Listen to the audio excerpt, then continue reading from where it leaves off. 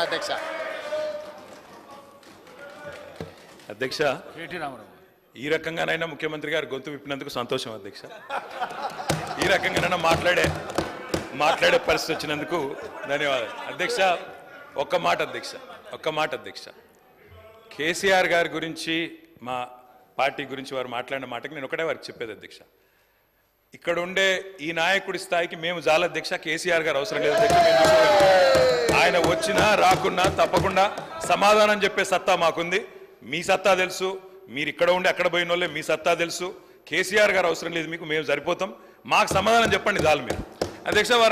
అధ్యక్ష, ముఖ్యమంత్రి గారికి సహనము సంయమనము ఓపిక ఉండాలి అధ్యక్ష. మాటికి ఓపిక కోల్పోయి ఈ రన్నింగ్ కామెంటరీ అవసరం అధ్యక్ష. అధ్యక్ష, నేను కూడా అనొచ్చు అధ్యక్ష, పేమెంట్ కోటాలో ముఖ్యమంత్రి పదవి కొట్టేసిన నేను కూడా అనొచ్చు. మాట్లాడడం మేము కూడా మాట్లాడతాం. అయ్యల పేర్లు చెప్పి పదవులు అంటే రాహుల్ గాంధీని అంటుండా, రాజీవ్ గాంధీని అంటుండా నాకు తెలియదు అధ్యక్ష.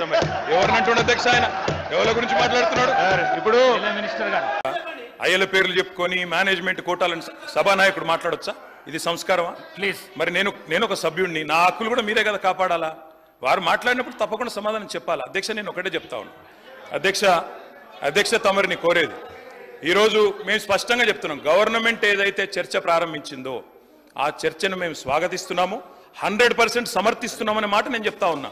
అయితే ఒకటేమంటే భవిష్యత్తులోనైనా శ్రీధర్ బాబు గారు, ఈరోజు మీరు బిజినెస్లో రెజల్యూషన్ అని ఇచ్చారు, భవిష్యత్తులో పెట్టండి. సబ్జెక్ట్ మీద చర్చ ఉంటే ఆ చర్చకు స్టేట్మెంట్ ఇవ్వండి, so that members can come prepared. ఇక అది వదిలేస్తే, ఆ మీమాంస వదిలేస్తే అధ్యక్ష, ఇప్పుడే నేను చెప్పాను అధ్యక్ష, మేము సీరియస్ విషయం కాబట్టి రెజల్యూషన్ సరిగ్గా పెట్టమని చెప్తున్నా వెంకరెడ్డి గారు. అధ్యక్ష, ఈ రకంగా మంత్రులు డిస్టర్బ్ చేయడం మాటికి పద్ధతి కాదు. సీనియర్ మెంబర్లు ఇదేం పద్ధతి అధ్యక్ష? స్వాగతిస్తున్నామని చెప్తే మళ్ళీ ఈ రకంగా ఇబ్బంది పెట్టడం ఏంది? ఇంత ఓపిక లేదేమో అధ్యక్ష. వెంకరెడ్డి గారు ప్లీజ్ కూర్చోండి అధ్యక్ష, ప్లీజ్, నేను ఇస్తాను కూర్చోండి అధ్యక్ష, మేము క్లియర్ గా చెప్పేది, మేము అధ్యక్ష అధికార పక్షంలో ఉన్నా, ప్రతిపక్షంలో ఉన్నా, ఏ పక్షంలో ఉన్నా మేము తెలంగాణ ప్రజల పక్షం అధ్యక్ష.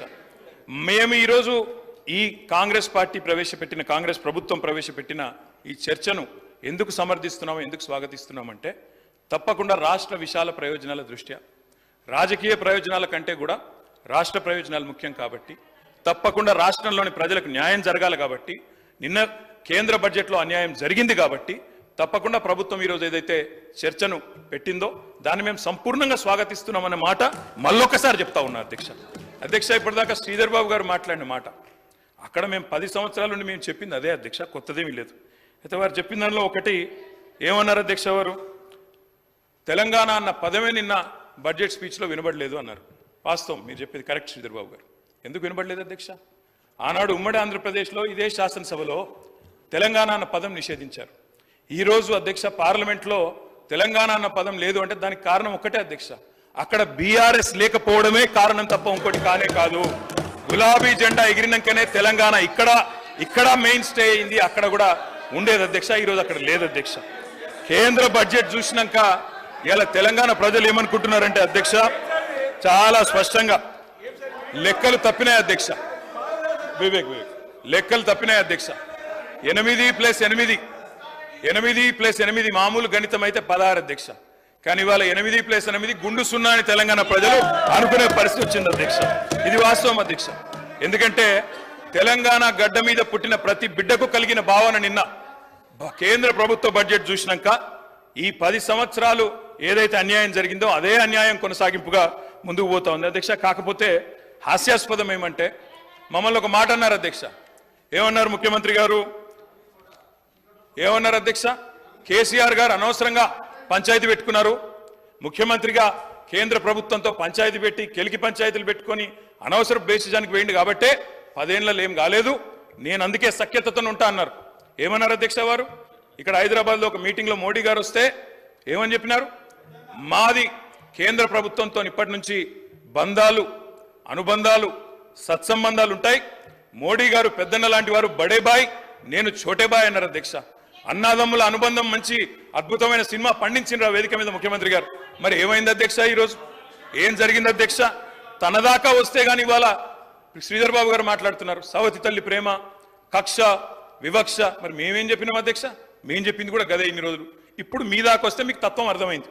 వాళ్ళు ఎట్లా వ్యవహరిస్తారో, ఎన్నిసార్లు తిరిగినా, ఎక్కే విమానం దిగే విమానం అన్నట్టు 20 సార్లు ఢిల్లీలు దిగినా ఆడ ఏం జరగదన్న విషయం ఇప్పుడు అర్థమైంది మీకు. ఇప్పటికైనా వాళ్ళ తత్వం బోధపడ్డందుకు చాలా సంతోషం అధ్యక్ష. కాకపోతే మాకు మీలాగా కొన్ని అలవాట్లు లేవు. మేము ప్రయత్నం చేసినాం, చాలా పనులు కూడా సాధించినాం. ఏమేం సాధించినామో కూడా మీకు చెప్తాను. కానీ ఇతరులు సాధించింది మా ఖాతాలో వేసుకునే అలవాటు మాకు లేదు. కేంద్ర ప్రభుత్వం ఆనాడు, రాష్ట్ర ప్రభుత్వం మేమందరం కూడా కొట్లాడి ఎలివేటెడ్ కారిడార్లు, రక్షణ శాఖ భూములు, ఇవన్నీ మా ప్రభుత్వ హయాంలో వర్క్ జరిగితే కాగితం మీరున్నప్పుడు వస్తే మేము సాధించినామని గొప్పలు చెప్పుకున్నారు. పర్వాలేదు, ఏం పర్వాలేదు. మేము 30,000 ఉద్యోగాలు ఇస్తే మీరు ఇచ్చినారని చెప్పుకున్నారు, అది కూడా పర్వాలేదు. కానీ ఇప్పటికైనా తత్వం బోధపడిందేమో అని చెప్పి నేను భావిస్తా ఉన్నాను. గౌరవ కేటీ రామారావు గారిని కోరుతా ఉన్నా. ఈరోజు రెడ్డి గారు అధ్యక్ష, ఈ రకంగా మంత్రులు డిస్టర్బ్ చేయడం మాటి మాటికి